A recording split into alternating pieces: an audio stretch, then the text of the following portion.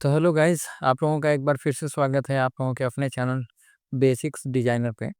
जैसा कि आपको पता है कि हम लोगों ने इस सॉलिड वर्क के सीरीज में पिछले लेक्चर में अपीयरेंस के बारे में कवर किया है और इस लेक्चर में हम जानेंगे कि रिवॉल्व बॉस बेस क्या होता है और उसका यूज क्या होता है इन सॉलिड वर्क।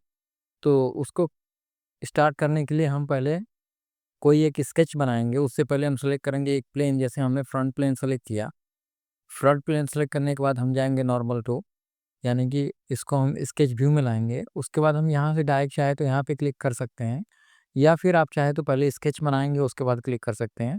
तो हम डायरेक्ट यहाँ पे क्लिक करेंगे। यहाँ पे क्लिक करने के बाद ये ऑटोमेटिकली अपना स्केच मोड में आ जाता है।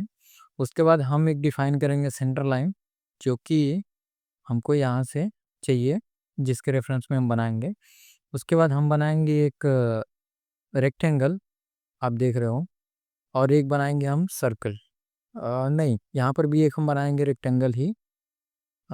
ये रेक्टेंगल बनाया हमने, और रेक्टेंगल के सेंटर में बनाएंगे एक सर्कल। उसके बाद हम करेंगे इस पे ट्रिम एंटिटीज अप्लाई।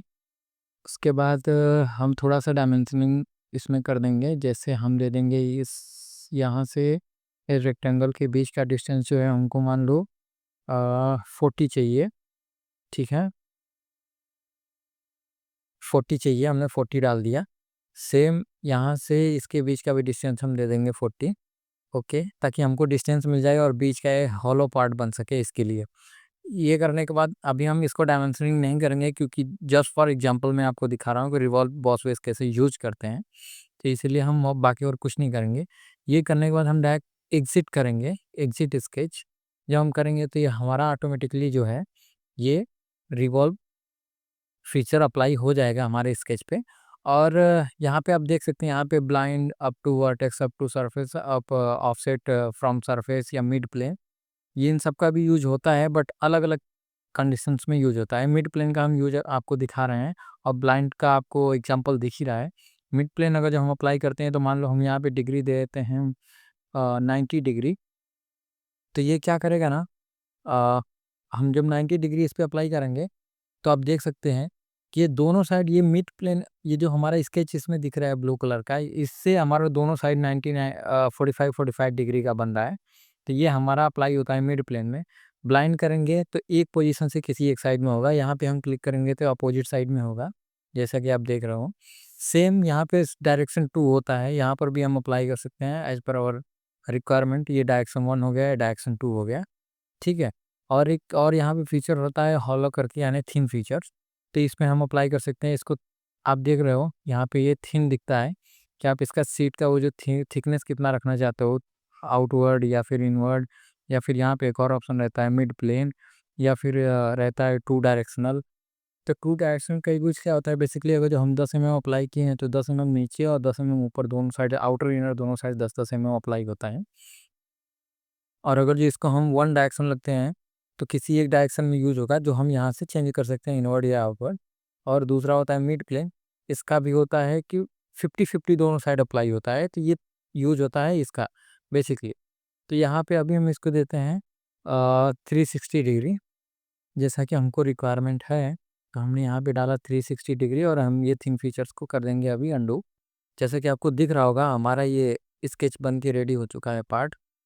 ठीक है, तो ये हमारा बेसिकली रिवॉल्व बोर्ड पे इसका यूज़ हो चुका है इस हमारे स्केच पे, और ये हमारा जो है पार्ट रेडी हो चुका है। हम करेंगे इसको ओके, और आप देख सकते हो ये हमारा पार्ट जो है रेडी हो गया है। ये हमारा जो स्केच है वो दिखा रहा है डॉटेड में, और ये हमारा एग्जैक्ट जो है पार्ट बना है रिवॉल्व बॉस पे इसका यूज करके, वो दिखा रहा है। ठीक है, तो बेसिकली ये यूज होता है अपना रिवॉल्व बॉस पे इसका। और इसी में एक स्टेप होता है रिवॉल्व कट करके, उसको भी हम आपको बता देते हैं रिवॉल्व कट का क्या यूज होता है। तो उसके लिए हमको पहले सेलेक्ट करना पड़ता है प्लेन। जैसे हमने फ्रंट प्लेन सेलेक्ट किया, उसके बाद इसका नॉर्मल व्यू में करेंगे। उसके बाद हम जाएंगे स्केच पे, या डायरेक्ट आप यहाँ पे रिवॉल्व कट पे भी जा सकते हैं। हम डायरेक्ट रिवॉल्व कट पे जाएंगे। अभी हम स्केच पे भी जाके दिखाएंगे कैसे वो अप्लाई करते हैं। उसके बाद हम रिवॉल्व कट पे गए, उसके बाद हम यहाँ से लेंगे अपना कट करने के लिए जो भी हमें फीचर अप्लाई करना है। जैसे हमने यहाँ पे 2 रेक्टेंगल लिया, एक ये लिया और एक यहाँ पे। हमने ये 2 रेक्टेंगल लिया। उसके बाद हमको एक सेंटर लाइन की भी रिक्वायरमेंट होती है। जैसे हमको रिवॉल्व बॉस बेस बनाने के लिए सेंटर लाइन की रिक्वायर्ड होती है, वैसे रिवॉल्व कट करने के लिए भी हमको सेंटर लाइन की रिक्वायर्ड होती है। उसके बाद हम यहाँ पे क्लिक करेंगे, हमने एक सेंटर लाइन ड्रॉ कर लिया। देन आप यहाँ से डायरेक्ट एग्ज़िट करेंगे, तो ये यहाँ पे एग्ज़िट करने के बाद हमको ये लाइन सेलेक्ट करना पड़ेगा जहाँ पे दिखा रहा है एक्सिस रिवॉल्यूशन। तो हमने ये लाइन को सेलेक्ट किया। उसके बाद हमारा फीचर्स कट होके किस फॉर्म में आएगा, वो हमें येलो पट्टी से शो कर देता है, येलो लाइन ये दिखा देता है। उसके बाद हम यहाँ पे करेंगे ओके। हमने यहाँ पे डायरेक्ट एग्ज़िट किया, तो ये फीचर इसलिए अप्लाई होगा क्योंकि हमने पहले एक्सट्रूडेड कट जो है वो फीचर सेलेक्ट किया था। उसके बाद हम यहाँ पे ओके करेंगे। जैसे ही ओके करेंगे हमारे पार्ट पे ये फीचर अप्लाई हो जाएगा, ये रिवॉल्व कट हो जाएगा। और जैसा कि मैंने बताया था, आप यहाँ से डायरेक्ट रिवॉल्व कट सेलेक्ट कर सकते हैं या फिर पहले स्केच करके उसके बाद आप उसको सेलेक्ट कर सकते हैं। तो अभी हमने देखा था रिवॉल्व कट को डायरेक्ट सेलेक्ट करके, अभी हम करेंगे पहले स्केचिंग। उसके लिए हम पहले सेलेक्ट करेंगे प्लेन और उसको हम करेंगे यहाँ पे नॉर्मल व्यू में। उसके बाद करेंगे स्केच और हम अप्लाई करेंगे रेक्टेंगल यहाँ पे इस वाले पे। ये हमने रेक्टेंगल अप्लाई किया।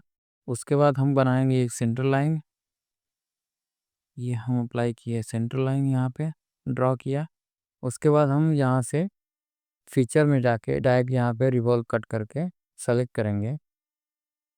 तो फिर उसके बाद यहाँ पे हम एक्सिस रिवॉल्यूशन सेलेक्ट करेंगे सेंटर लाइन अपना। उसके बाद ये हमारा फीचर शो कर देगा कट करके किस फॉर्मेट में दिखेगा, आप देख रहे होंगे।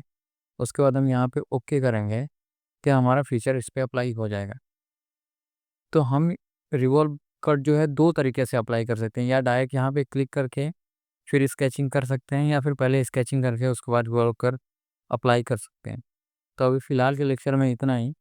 बाकी का नेक्स्ट लेक्चर में हम कवर करेंगे, ये स्वेप्ट बॉस बेस क्या होता है उसके बारे में जानेंगे।